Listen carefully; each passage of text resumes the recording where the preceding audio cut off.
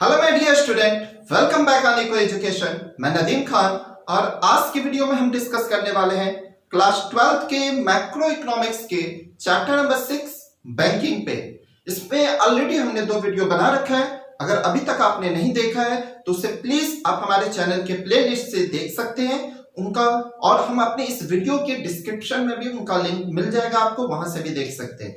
तो चलिए आज की जो हमारी टॉपिक है जिस पे हम डिस्कस करने वाले हैं वो हमारा सेंट्रल बैंक है। इसी चैप्टर का सेकंड टॉपिक है सेंट्रल बैंक। तो इस सेंट्रल बैंक में हम सेंट्रल बैंक क्या है, उसकी भूमिका क्या होती है वो डिस्कस करेंगे। इसके साथ ही उसके फंक्शंस क्या होते हैं उस पर डिस्कस करेंगे हम। ठीक है, तो चलिए हम विदाउट टाइम वेस्ट किए हुए वीडियो को स्टार्ट करते हैं। और अगर आप मेरे चैनल पे नए हैं तो प्लीज हमारे चैनल को सब्सक्राइब कर ले और ऐसे ही हमारे चैनल के साथ जुड़े रहे। चलिए वीडियो को स्टार्ट करते हैं और डिस्कस करते हैं सेंट्रल बैंक पे।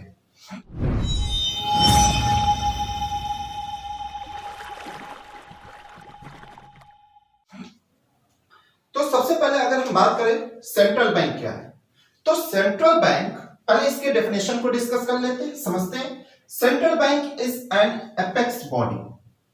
सेंट्रल बैंक क्या है? एक एपेक्स बॉडी है।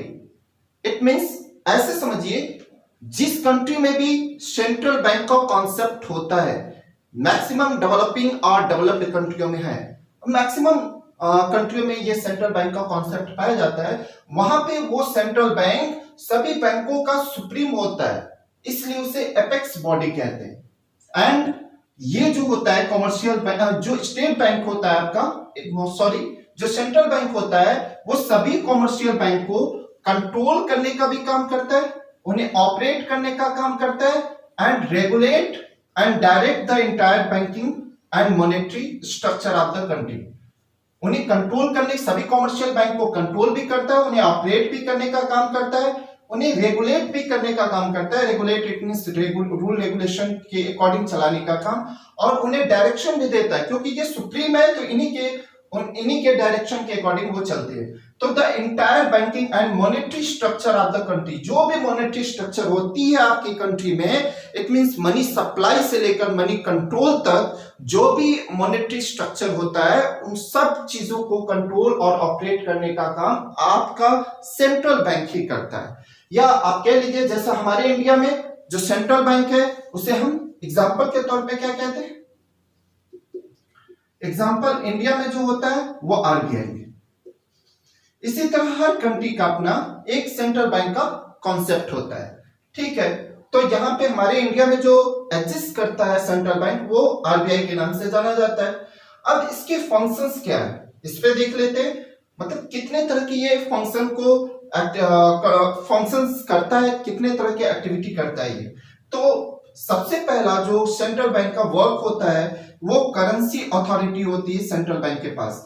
करेंसी अथॉरिटी का मतलब होता है करेंसी को इश्यू करने का अधिकार। करेंसी जो भी आपके पास या आपके हैंड में जो भी मनी एंड करेंसी है उसको इश्यू करने का अधिकार या अथॉरिटी होता है उस सेंट्रल बैंक को, आपके कंट्री के सेंट्रल बैंक के पास। दूसरा, बैंकर टू द गवर्नमेंट। जो सेंट्रल बैंक होता है वो आपके गवर्नमेंट का बैंकर होता है। जैसे हमारा बैंक कॉमर्शियल बैंक होता है, उसी तरह गवर्नमेंट का जो बैंक होता है वो सेंट्रल बैंक होता है, बैंकर टू द गवर्नमेंट। ये बैंक गवर्नमेंट का बैंक के रूप में एग्जिस्ट करता है। तीसरा है bankers bank and the supervisor. जितने भी बैंक एग्जिस्ट करते हैं हमारी इकोनॉमी में, जितने भी कॉमर्शियल बैंक एग्जिस्ट करते हैं उन सभी बैंकों का भी बैंक होता है सेंट्रल बैंक, और इसके साथ वो सबसे बड़ा होता है, उन्हें सुप्रीम होता है, इसलिए उसे सुपरवाइजर भी कहते हैं। फोर्थ जो पॉइंट है control of money supply and credit. ये सबसे इंपॉर्टेंट टॉपिक है इसका, या सबसे मेन फंक्शन जो है वो यही है। आप इसको 100% इसको समझने की पूरी कोशिश करेंगे। जो भी इकोनॉमिक्स का कोर टॉपिक कह लीजिए तो वो यही होता है आपका मनी पॉलिसी का कोर टॉपिक, आपका यही पॉइंट होता है, या मेन एक्टिविटी यही होती है आपकी। तो ये कंट्रोलर ऑफ मनी सप्लाई, इसे हम डिटेल में डिस्कस करेंगे, अपने एक सेपरेट वीडियो पे हम इस पे डिस्कस करेंगे, बट आज के वीडियो में हम ये चारों टर्म्स आपको डिक्लेयर कर देंगे। तो कंट्रोलर ऑफ मनी सप्लाई, इसमें हम ये समझने की कोशिश करेंगे कि जो सेंट्रल बैंक है वो मनी सप्लाई को कैसे कंट्रोल करता है, एंड वो मनी सप्लाई को और क्रेडिट क्रिएशन, जो अपने लास्ट वीडियो में हमने डिस्कस किया था, उस वो क्रेडिट क्रिएशन पे कैसे कंट्रोल करता है या उन्हें ऑपरेट करता है, इस पर डिस्कस करेंगे हम अपने सेपरेट वीडियो लेक्चर में। और custodian of foreign exchange and reserves, custodian of foreign exchange and reserves का मतलब ये होता है कि जो हमारा सेंट्रल बैंक है वो सभी फॉरेन जो फॉरेन करेंसी होता है, फॉरेन एक्सचेंज, फॉरेन करेंसी का रिजर्व भी होता है वहां पे। इट मींस जितने भी हम लेन देन करते हैं, एक्सपोर्ट इंपोर्ट करते हैं फॉरेन कंट्रियों से, वो करेंसी के सारे एक्सचेंज को रेगुलेट करने का काम आपका central bank, it means RBI ही करती है हमारे कंट्री में। तो चलिए इन चारों टॉपिक्स को, क्योंकि आज के वीडियो में हम ये ऑल 4 टॉपिक्स को कवर करेंगे, और ये बहुत बड़ा लेक्चर है आपका, क्योंकि हम नहीं चाहते कि आपका कोई भी टॉपिक हमसे मिस हो जाए, इसलिए हम इस टॉपिक को सेपरेट वीडियो लेक्चर में कवर करने की कोशिश करेंगे। चलिए आज की वीडियो में हम इन चारों टॉपिक्स को और डिटेल में डिस्कस करने की कोशिश करते हैं। तो चलिए अब हम देखते हैं अपने सेंट्रल बैंक के सभी फंक्शंस को डिटेल में समझने की कोशिश करते हैं। तो सबसे पहला फंक्शन जो हमने बताया था आपको, करेंसी अथॉरिटी का, इट मींस जो सेंट्रल बैंक होती है किसी भी कंट्री की, उसके पास करेंसी को इशू करने का राइट होता है या उसके द्वारा करेंसी इशू किया जाता है। जैसे लाइक एज एग्जांपल, हमारी कंट्री में RBI as a central bank के रूप में वर्क करती है। तो आरबीआई के पास, जैसे central bank has the soul authority, central bank के पास सोल अथॉरिटी होती है for issuing of currency, currency को इशू करने का इन द कंट्री, किसी भी कंट्री में। बट हमारी कंट्री में क्या है, Reserve Bank of India as a central bank के रूप में वर्क करती है, और आरबीआई के पास ही हमारी कंट्री में सोल राइट मिला हुआ है, जो issuing paper currency and note, जिसके through RBI paper note and currency को इशू करने का काम करती है। तो except 1 rupees note and coins को छोड़कर, चूंकि 1 रुपीज नोट और कॉइन्स जो होता है वो हमारे मिनिस्ट्री ऑफ फाइनेंस के द्वारा इशू किया जाता है। ये क्यों होता है, क्योंकि जो गवर्नमेंट है, मतलब इशू ऑफ करेंसी का जो राइट होता है, उसकी यूनिट पॉइंट जो है वो गवर्नमेंट अपने पास ही रखा है, बाकी जो करेंसी को इशू करने का अधिकार है वो गवर्नमेंट ने आरबीआई को दे रखा है, इट मींस सेंट्रल बैंक को। ठीक है, तो हमने ये समझा इस टॉपिक में कि जो करेंसी अथॉरिटी होती है वो किसी भी कंट्री में वो उस कंट्री के सेंट्रल बैंक के पास होती है। जैसे इंडिया में हमारे आरबीआई सेंट्रल बैंक है, तो करेंसी को इशू करने का राइट हमारे कंट्री में आरबीआई को मिला हुआ है। But 1 rupees coins and note को छोड़कर, ये 1 रुपीज नोट्स एंड कॉइन्स को इशू करने का काम मिनिस्ट्री ऑफ फाइनेंस करती है। चलिए ये टॉपिक क्लियर हुआ आपका। सेकेंड पॉइंट को हम डिस्कस करते हैं, बैंकर टू द गवर्नमेंट। अब देखिए इसमें क्या कहा जाता है कि जो हमारी सेंट्रल बैंक है, इट मींस आरबीआई है, वो एक्ट करती है एज अ बैंकर के रूप में एंड एजेंट के रूप में एंड अ फाइनेंशियल एडवाइजर के रूप में। किसके लिए? फाइनेंशियल एडवाइजर के रूप में। किसके लिए? Central government and all the state government. It means जो आरबीआई है वो हमारे कंट्री के, अपने कंट्री के सभी central government and state government के लिए एज अ बैंकर के रूप में, एजेंट के रूप में एंड फाइनेंशियल एडवाइजर के रूप में गवर्नमेंट के वर्क करती है। अब बैंकर के रूप में कैसे वर्क करती है?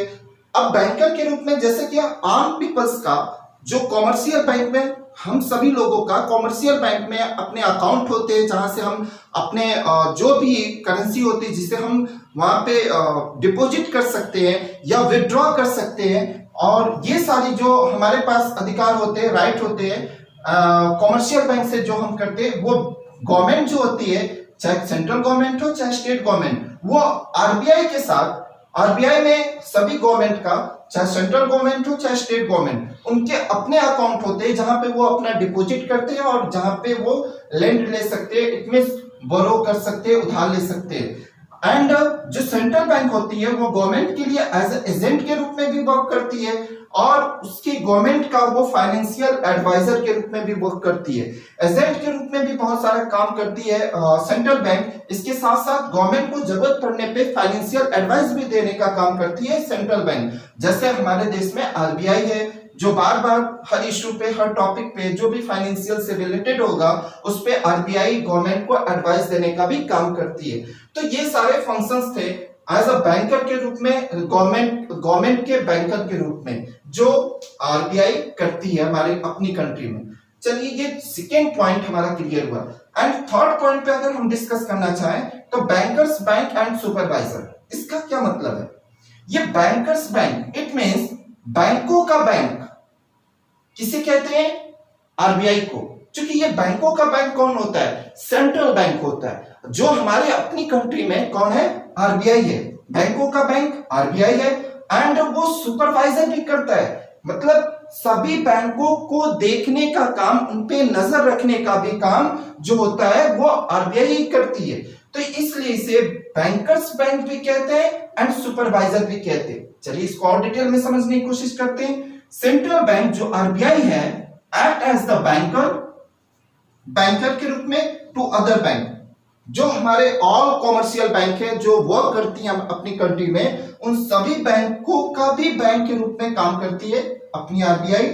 इसके साथ it bear the same relationship, इसका सेम रिलेशनशिप होता है with the commercial bank as the latter maintain with the general public. Same वैसे ही रिलेशनशिप होता है कॉमर्शियल बैंकों के साथ आरबीआई का, जैसे कि आम पीपल का हमारे कॉमर्शियल बैंक के साथ होता है। जैसे आम पीपल होते हैं, जो आम आदमी होते हैं, वो कॉमर्शियल बैंक में अपने अकाउंट ओपन कर सकते हैं और वहां डिपॉजिट कर सकते हैं, विड्रॉ कर सकते हैं, बोरो कर सकते हैं। तो ये सारी जो फैसिलिटी आम पीपल को कॉमर्शियल बैंक से मिलती है, वही बैंक को जितने भी सारे कॉमर्शियल बैंक है उनके भी बैंक मतलब आरबीआई में, सेंट्रल बैंक में अकाउंट होते हैं जहां से वो अपनी डिपॉजिट को वहां पे रखते हैं या वहां से विड्रॉ करते हैं।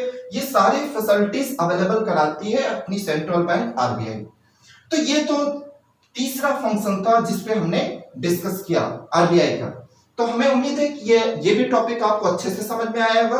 बस ये याद रखिएगा, आरबीआई एक्ट करता है बैंकर्स बैंक, इट मीन सभी कॉमर्शियल बैंक के बैंक के रूप में वर्क करता है एंड सुपरवाइजर करता है इन सारे कॉमर्शियल बैंक का, मतलब सभी कॉमर्शियल बैंक पे नजर भी रखने का काम ये करता है आपका सेंट्रल बैंक। इसके बाद फोर्थ पॉइंट है जो आपका, इसी में थ्री पॉइंट और भी it function in three capacities, मतलब ये तीन तरह के मेन फंक्शंस जो इसके तहत करता है वो है कस्टोडियन ऑफ कैश रिजर्व। इसके थ्रू ये 3 पॉइंट्स के बाद आप और डिटेल में इसको अच्छे से समझ सकते हैं। पहला है कस्टोडियन ऑफ कैश रिजर्व। ये क्या होता है? इट मींस, इसको बहुत इजी वे में समझने की अगर हम कोशिश करें तो कस्टोडियन ऑफ कैश रिजर्व का मतलब होता है जो आरबीआई होती है हमारी सेंट्रल बैंक, वो सभी स्टेट जो भी कॉमर्शियल बैंक है उन सभी का कैश रिजर्व, इट मींस उनके पास जितना भी total amount as a deposit के रूप में आता है उसका कुछ percent as a legal reserve ratio के रूप में, जिसे हम LRR कहते हैं, लीगल रिजर्व रेशियो के रूप में अपने पास डिपॉजिट रखाता है। इट मींस आप ये कह लीजिए कि जितने भी कॉमर्शियल बैंक हैं उनके पास जो भी डिपॉजिट आती है वो 100% लोन नहीं चला सकते हैं। ये हमने अपने लास्ट वीडियो में बताया आपको। वो उसका कुछ percent as a legal reserve ratio के रूप में रखते हैं। तो वो कहां रखते हैं? वो सेंट्रल बैंक के पास ही कैश रिजर्व के रूप में रखते हैं, जिसे हम कस्टोडियन ऑफ कैश रिजर्व कहते हैं। चलिए सेकेंड पॉइंट पे अगर डिस्कस करें, lender of the last resort. अगर इस टॉपिक को डिटेल में समझने की कोशिश करें तो बस इतना समझ लीजिए, जो भी कॉमर्शियल बैंक होती है अगर उनको पेमेंट करना होता है कहीं पे भी किसी कस्टमर को या बड़ा लोन देना होता है, तो उनको जब पेमेंट की जरूरत पड़ती है तो वो सारे अपने एफर्ट करने के बाद भी अगर उनकी इस प्रॉब्लम को सॉल्व नहीं हो पाता है, उनके मनी प्रॉब्लम का सलूशन नहीं निकल पाता है, तो वो किसके पास जाते हैं? आरबीआई के पास। इसलिए आरबीआई को इन सभी कॉमर्शियल बैंक या lender of the last resort भी कहते हैं, मतलब आखिरी उम्मीद, सभी कमर्शियल बैंक की आखिरी उम्मीद जो होती है वो आपका आरबीआई होता है। चलिए थर्ड पॉइंट पे अगर डिस्कस करें, ये बहुत छोटा सा पॉइंट है, क्लियरिंग हाउस। इसका मतलब होता है कि कोई भी, बहुत सारे कमर्शियल बैंक है, ठीक है, और इन सब का क्लेम होता है कहाँ पे, सेंट्रल बैंक में। ये इनमें कोई भी विवाद होता है एक दूसरे को लेकर, तो वो क्लेम करते हैं आरबीआई को, और आरबीआई इनको क्लियर करने का काम करता है। तो इट मींस इसे हम कहते हैं क्लियरिंग हाउस। पूरे इस इकोनॉमी को, जो एक एज अ परिवार है, एक एज अ हाउस है, उसको क्लियर करने का काम आपका आरबीआई करता है। तो ये 3 पॉइंट इस बैंकर्स बैंक एंड सुपरवाइजर में 3 पॉइंट जो था, जो इंपॉर्टेंट था, उसे डिक्लेयर करने का मैंने कोशिश की।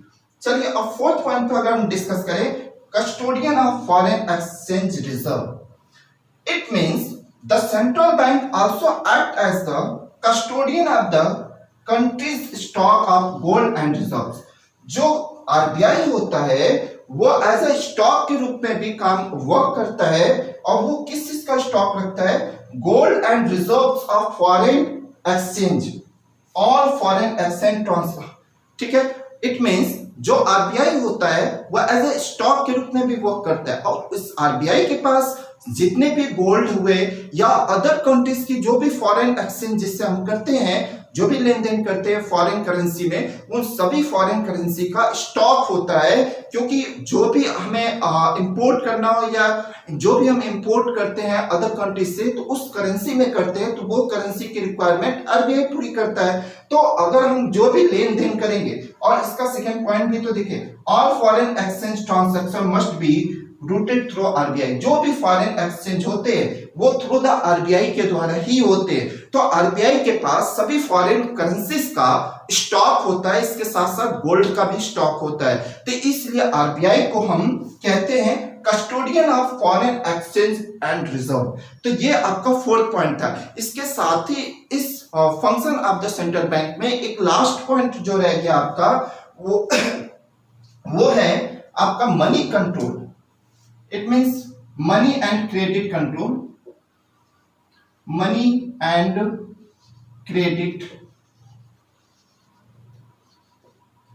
कंट्रोल। इस टॉपिक को हम अलग अपने सेपरेट वीडियो में डिस्कस करेंगे, क्योंकि ये बहुत बड़ा टॉपिक है। इसमें हम क्वांटिटी मेजरमेंट और क्वालिटी मेजरमेंट के आधार पे, इसमें आपको सीआरआर है, कैश रिजर्व रेशियो है, और इसके साथ क्या रेपो रेट क्या होता है, रिवर्स रेपो रेट क्या होता है, बैंक रेट क्या होता है, एमएसएफ क्या होता है, ये सारे ओपन मार्केट ऑपरेशन क्या होते हैं, वो सभी इस टॉपिक में, ये खुद ही एक बहुत बड़ा अपने आप में टॉपिक है।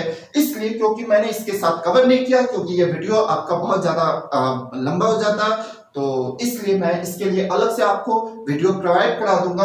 और ये सारे अगर अभी आपने नहीं नोट किया है तो इसका स्क्रीनशॉट ले सकते हैं और इसे अपना नोट्स बना लीजिए, जिसको एक बार रिवीजन करके जरूर एग्जाम में जाएं। और ये आपके एग्जाम पॉइंट ऑफ व्यू से बहुत ही इंपॉर्टेंट टॉपिक है। और ये सिर्फ आपके 11th एग्जाम के पर्पज से नहीं, बोर्ड एग्जाम पर्पज से नहीं, बल्कि इन द फ्यूचर अगर कोई भी कंपटीशन एग्जाम देने जाएंगे तो आपको ये, एक तो सेंट्रल बैंक का बहुत इंपॉर्टेंट टॉपिक होता है, उसके साथ साथ ये वाला जो आपको टॉपिक होता है मनी एंड क्रेडिट कंट्रोल वाला, तो ये भी बहुत इंपॉर्टेंट पॉइंट होता है इस सेंट्रल बैंक के पार्ट में। तो चलिए इसको हम नेक्स्ट वीडियो में कंट्रोल करने का, अपने कवर करने का काम करेंगे। अगर ये पूरा वीडियो लेक्चर अगर आपको पसंद आया हो तो प्लीज हमारे चैनल को लाइक करें, और अगर कोई भी डाउट रह गया हो इस पूरे टॉपिक में तो आप मुझसे कमेंट में जरूर पूछिए। चलिए हम मिलेंगे आपसे अपने नेक्स्ट वीडियो में, तब तक के लिए बहुत बहुत धन्यवाद, शुक्रिया, हैव अ नाइस डे।